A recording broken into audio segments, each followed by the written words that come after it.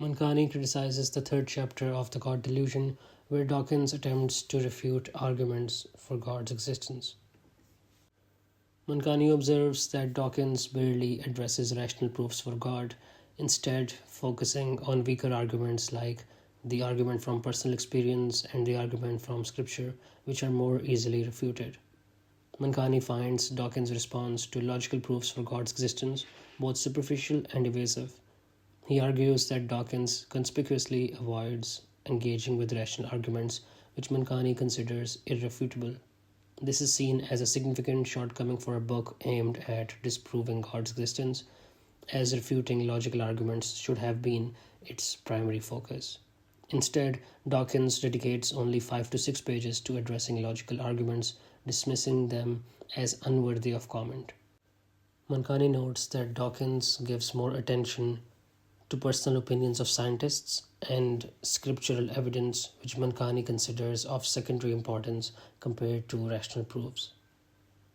He then examines Dawkins' counter-arguments against the existence of God, noting that Dawkins bases his case almost entirely on the 5 proofs by St. Thomas Aquinas, while ignoring other rational thinkers from Christian and Muslim traditions.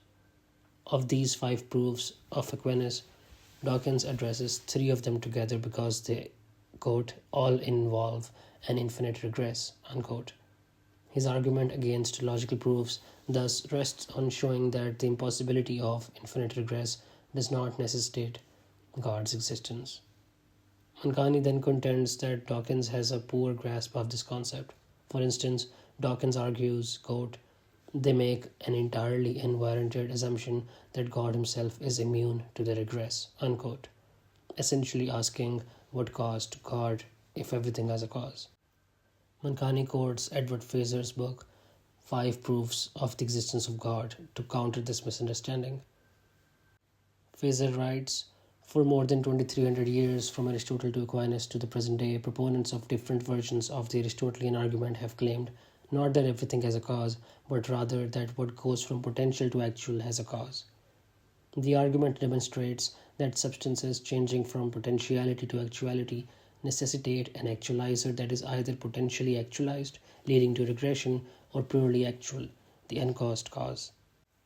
Mankani addresses Dawkins' claim that, quote, even if we allow the dubious luxury of arbitrarily conjuring up a terminator to an infinite regress and giving it a name, simply because we need one, there is absolutely no reason to endow that terminator with any of the properties normally ascribed to God, unquote.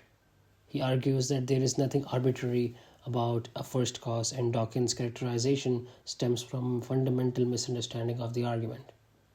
Mankani further writes, referencing Fraser, that even if we assume that the universe has no beginning and therefore the causes regress back infinitely in time, the uncaused cause or the unmoved mover arguments do not rely on a temporal linear series of causes, but a hierarchical series of causes through which one can demonstrate the necessity of an uncaused cause in this very moment without having to resort to regression in time. Fraser illustrates this with the example of a cup on a desk. He says, a desk has no power all on its own to hold up the cup, and thus an infinite series of desks, if there could be such a thing, would be as powerless to hold it up as a single desk would be. Hence, even if such a series existed, there would have to be something outside it which could impart to it the power to hold up the cup, unquote. Mankani concludes that Dawkins either misses or deliberately evades this fundamental point, rendering his objection irrelevant and insubstantial. Mankani addresses Dawkins' question about why the first cause couldn't simply be the Big Bang. He refers to Fraser's explanation that the ultimate cause of all things, being pure actuality, must possess specific attributes: immutability, perfection, immateriality, and eternity. Mankani argues that this explanation also answers why the Big Bang singularity cannot be the first cause. It cannot because it has no inherent or inbuilt causal power to bring the universe into being. This follows the logic established earlier that a first cause must have inherent rather than derived causal power. Mankani addresses Dawkins' citation of Robert Giloli, who claims that all the essential features of the Jesus legend every last of them from other religions as well already are in existence in the Mediterranean and Near East region. Mankani argues that even if these features were borrowed, even if the entire Bible were fictional, this would not refute the rational proofs for God's existence, and the philosophical arguments would remain unaddressed. Mankani further suggests that similar patterns across religious narratives need not indicate borrowing. Instead, these parallels might suggest that these occurrences are particular instances of archetypal forms that exist in a supreme intellect. This interpretation would actually support rather than undermine the concept of divine influence.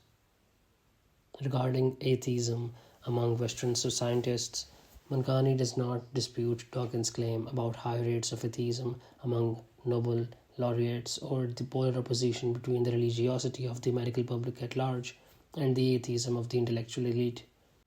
However, he argues that this neither refutes established proofs of God's existence nor represents a new phenomenon, but rather aligns with the historical trend of religion being rejected by societal elites. Mankani suggests that the prevalence of atheism in the Western scientific community should prompt questions about the state of education, particularly scientific education. He intuits three problematic factors. Schools focus exclusively on empiricism, religious education is not imparted using logic and rationality, and science and religion are treated as adversaries. Mankani notes that Dawkins acknowledges some people see no conflict between science and religion, but criticizes him for oversimplifying this perspective as, quote, they claim science is about how things work and religion is about what it is all for, unquote. Mankani argues this conclusion is only partly true. While science explains how things work and identifies the governing laws behind phenomena, it cannot explain the origin of these laws or why these specific laws, rather than others, operate in the universe. He criticizes educational systems that do not encourage students to move beyond questions of how to questions of why, suggesting this represents an educational failure.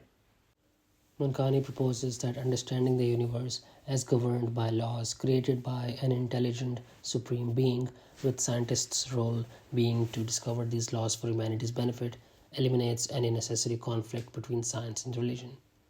Mankani concludes that even evolutionary theory could be viewed as a governing law created by God. He criticizes Dawkins' thesis that Darwin's discovery of natural selection and establishment of evolutionary theory disproved God's existence, asserting that these concepts are not mutually exclusive.